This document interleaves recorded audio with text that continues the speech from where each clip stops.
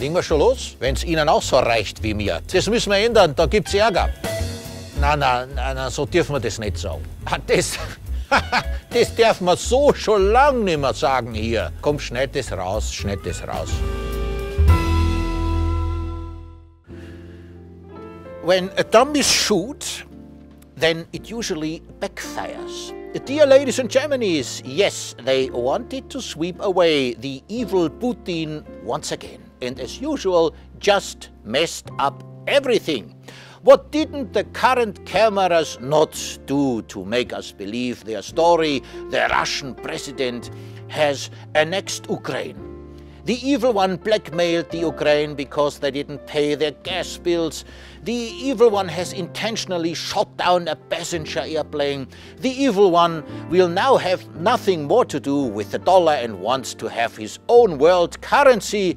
Yes, and now the evil one even introduces an import ban for our great products from the EU, which the rest of the world so envies. And the best part, he now wants to invade the Ukraine with his army disguised as an aid convoy. The Russian babushka variant of the Trojan horse, if you like.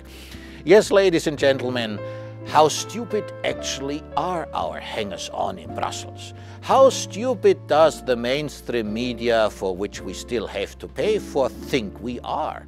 In the Ukraine, patronized EU fascists put in place by the EU rule, yes, that is a fact. And those are people who drive their own people in hundreds of thousands from Crimea to Russia. As far as the plane crash, there's no evidence against Putin. On the contrary, the US and the Ukraine are holding back all the evidence. That is really strange, don't you think? If the United States would at least submit so-called proof, like back then in Iraq with the doctored photos of the weapons of mass destruction. But they can't even deliver that. The show keeps getting worse and worse. If the EU then, as punishment, wants to exclude Russia from the international financial markets, it is as clear as vodka that Russia will try to do something on its own legs. Of course, the Chinese, who are the largest creditor of the US anyway, participate laughingly. The yellow dragon is namely not stupid at all. With a gold-backed currency, both can namely quickly blow out the light of the fiat money of the US and the EU. That Putin responded to the EU export ban with an import ban doesn't affect him, but hits the EU like a boomerang, as it has now been surprisingly realized. Yes, ladies and gentlemen, once again, it has ended badly for our top experts in Brussels. Yes, one is allowed to be stupid, but you only need to find out how. Yes, and now all those in the EU who are suffering from evil Putin sanctions should be compensated. I will be very interested to see how much the food and technology lobby will put back in their own pockets for themselves. Quite the contrary on the other side of the world, where Brazil, Argentina and China in particular are already warming up. They can and they will deliver. A Spanish minister melted and said it would not be helpful now if emerging countries would replenish the delivery supply gap for Russia. Sorry, what was he thinking? That the BRIC countries would wait to be asked twice when new markets open up? So again, typical of our short-sighted EU moles. Lazy do-nothings, I would say. Their comprehension only reaches from 12 o'clock to midday. The best now, however, is that they even attempted to declare a Russian aid convoy as invasion vehicle. The madness knows no bounds here in Europe. How about then if at the border one would simply look at what is in the white trucks? But we already know humanitarian aid should only be affordable by the US and the EU, especially Germany. The point, however, is quite a different one. They partly want to irritate the Russian beer. the only way the United States and the EU can reduce their debts. But the Nobel Peace Prize holder Bambi only wants the best. We saw that in Libya, Syria, Venezuela, and again in Iraq.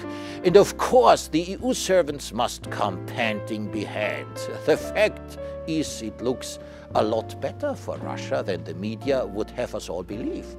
In fossil fuel values, such as natural gas, oil and coal, Russia owns half of the world's fossil energy units. Russia is the third largest producer of gold, second place for diamonds, platinum, 40% worldwide, 46% nickel, etc. You can research that in the internet. Up to now, 10% of the global arable land is in Russia and 20% of all forest areas. Did you know that? The Russian has a top tax rate of 30%. 13%. In Germany, for high performers, it's over 50%. So this is more than the alcohol content of Russian vodka.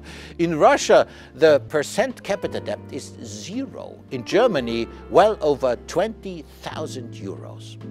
Instead, Germany imports nearly 1 million highly specialized hearts for recipients each year and donates hundreds of billions of euros to the EU.